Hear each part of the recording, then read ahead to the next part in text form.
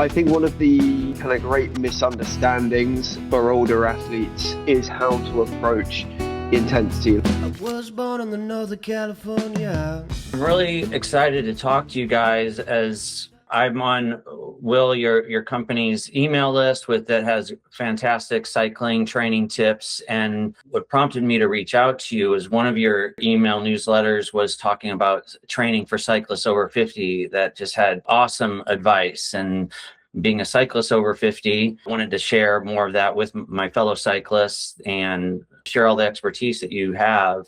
And as we've been working to get this scheduled, some other topics have come up, which we'll cover, but wanted to start by having you guys introduce yourselves and talk about your company and what you do. Sure. Yeah. Thanks so much, Kurt. So my name's Will Harper. I am the founder of Duchy Coaching. We've been in operation now for I think 11 years, and we started back when we started as a small group of I think some of the UK's top pros who thought, okay, let's build a high quality coaching service, almost using a lot of the stuff which we found questionable in terms of the quality of some of the coaching we received. Were like, let's use that as fuel in order to build something better and kind of rewrite the mistakes which we were on the receiving end of. And I think our early dreams really were like, let's find the next Vanderpool, let's find the next Pogacar, whatever it might be. And that was all fine whilst we were also racing and being paid our, albeit somewhat modest salaries as kind of continental racers. But when I retired and we had to start taking the coach, the coaching became the primary source of income, became the thing which fed my family and all the rest of it. We realized really that the next Pogacar doesn't have any money until he actually becomes the next Pogacar. So we were like, okay, what are we going to do here? We need to start specializing in an area where there are some guys who want to be as fast as they possibly can be on their bikes and essentially have a bit of disposable income to pay for a high quality service. So we really started structuring all of our coaching, all of our expertise, and indeed all of our marketing towards, what is now our kind of typical clientele. And I would say that's guys really in their 40s to, I think our oldest athlete is John from California, who's 75. Usually guys who have particularly busy, stressful, kind of high cognitive load jobs and families and international travel and all the rest of it. And we are helping weave into the kind of mesh of their life the most efficient, effective possible cycling coaching, making them as fast as they possibly can be when sometimes all they've got is 3 hours a week to train, when sometimes they are, working on a deal in 6 different time zones and only have 30 minutes to hop on the trainer at 5 a.m. We are trying to help these guys become as fast as they possibly can be. And really, I think a big part of our job is helping them manage what we call like the sum total of all stresses.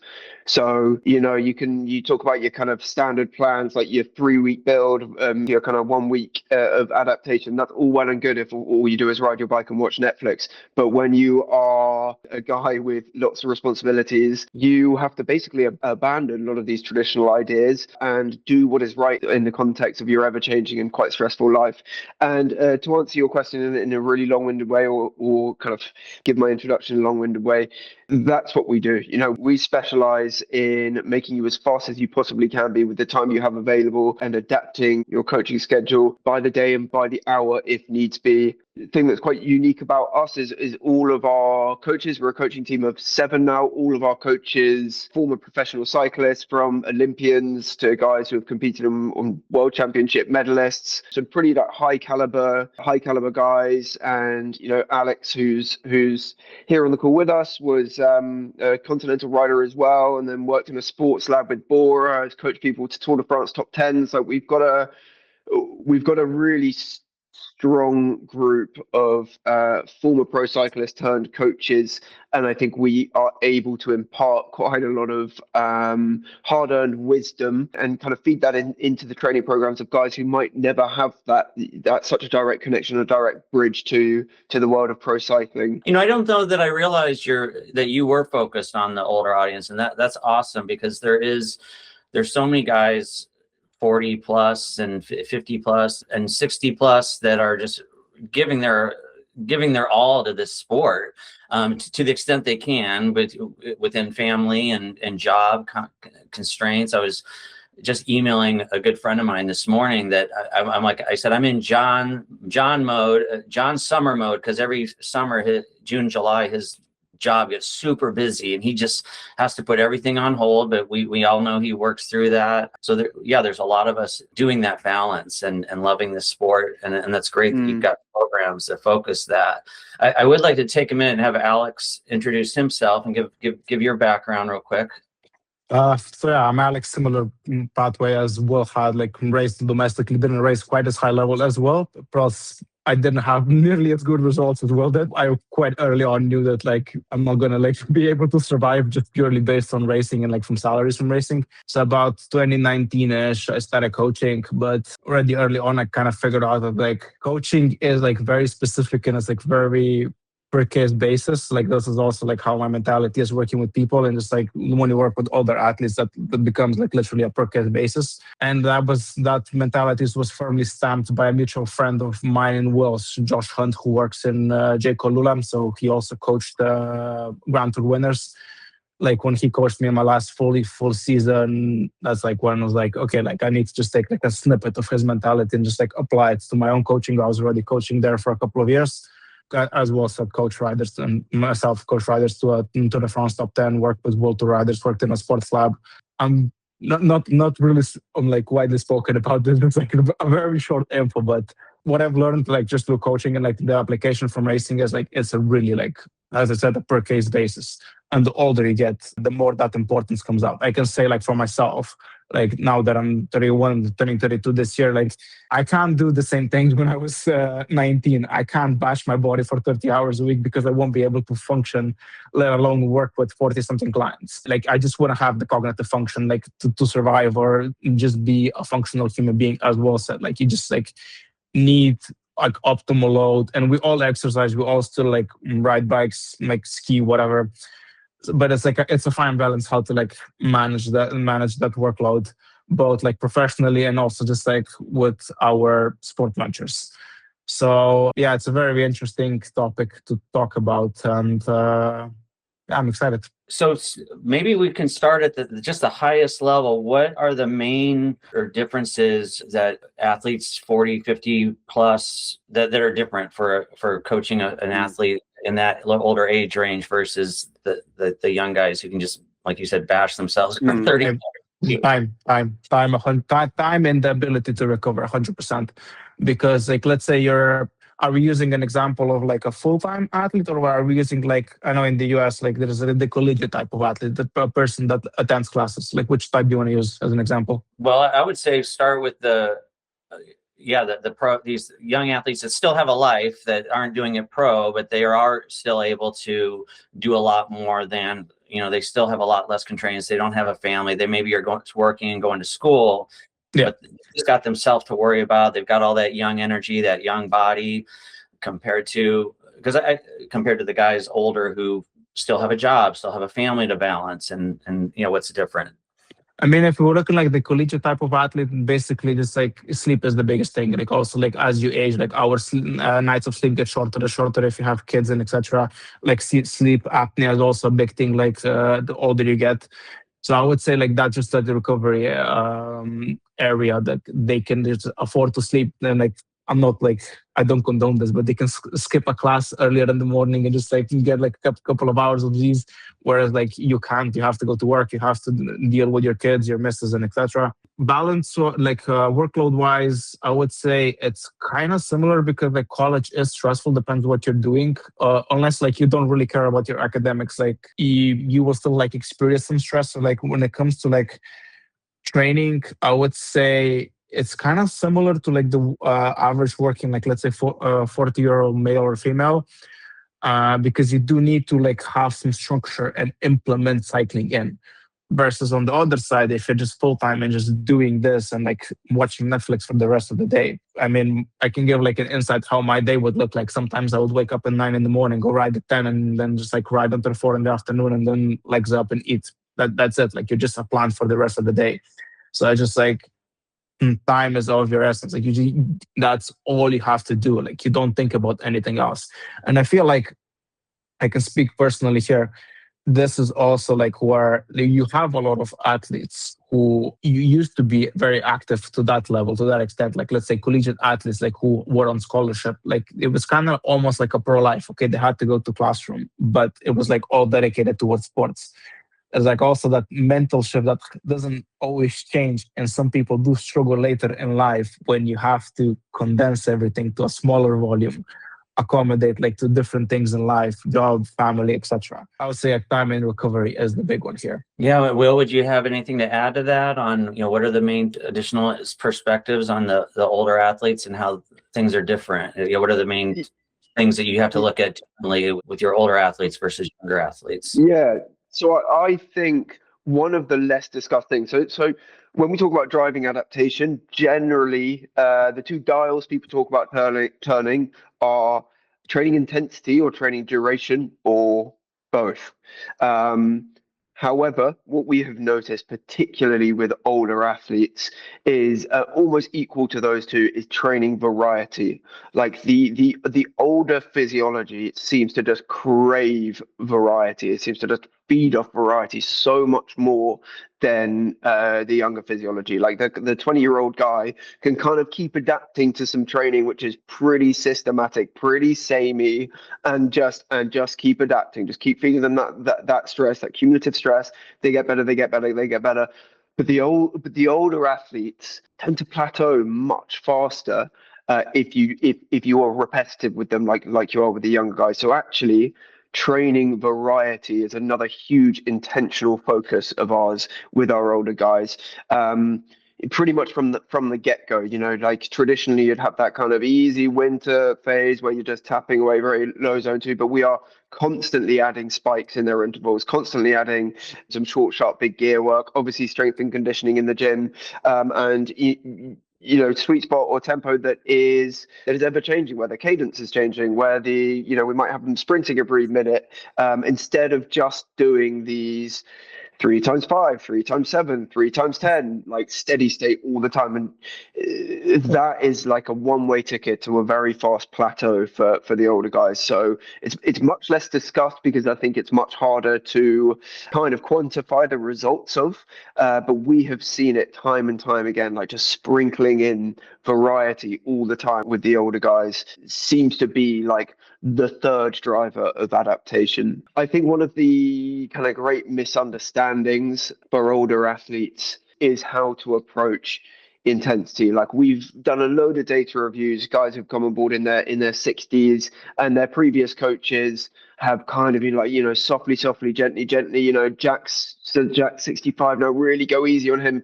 But actually, again, that by adopting that approach with the older physiology, you are almost kind of playing into the hands of what's happening due to time, due to aging. I.e., if you don't give them a high dose of training intensity, include quite a significant amount, arguably more than some of the younger guys, of high intensity training, they are going to kind of age faster, but biologically. So you have to go essentially hard with these guys. You have to get them doing lots of high intensity efforts in order to drive the same amount of adaptation as you would from someone 20 years their junior. So intensity is absolutely crucial, in terms of kind of hitting that anabolic resistance head on. However, the other side of the coin is rest is more crucial. So go very hard, but whereas, the 20-year-old guy might be able to wake up and do it all again the next day or perhaps the day after that, you have to build in more significant periods of easy riding or rest with the older guys. So it becomes significantly more polarized, their plans. That is perfect. And it's interesting because this friend of mine, Craig Tyke, I know from since high school, actually, and he was the one who got me back into racing. When I started riding again 3 years ago, I was on Strava and saw him post that he had done it well in some race. I'm like, oh my gosh, Craig's still racing? It made me look it up, and a week later, I was in my first race. But Nice. he and I just had a conversation recently. He said, he was saying he had shortened his training significantly. I think he was only training like around 100 miles a week or 120 miles a week. But he said, Kurt, I feel I'm riding my best right now. I feel so strong. I'm riding less, but I am able to recover. I feel rested and recover, and actually am excited to do my training. And on my hard days, I'm able to go that much harder. So yeah, I love what you're saying about that. It makes sense. Do you have a case study or an example of how Plenty. Followed plenty of case studies. Like we just had one this morning when Will and I spoke to him. But it makes sense, like why like less is more. And I keep also saying to like younger athletes who are professionals or aspiring pros, like less is more. Because think about it this way, like your nervous system needs to recover. And like the older you get, the more responsibilities you have in life. So let's say you work a 9 to 5 in an office and you have a boss that's always on your case, like your nerve system will be fried because you're always going to be stressed out. And that's also stimulus, just like a different one, like a negative one. And that raises cortisol up. And then the rest is history. A case study we have this older individual we coach from Dubai, Nigel is his name. Basically, he went also the same approach of like, more is more, harder is harder. And then like when he started with us, the first thing we did is just like cut the hours down.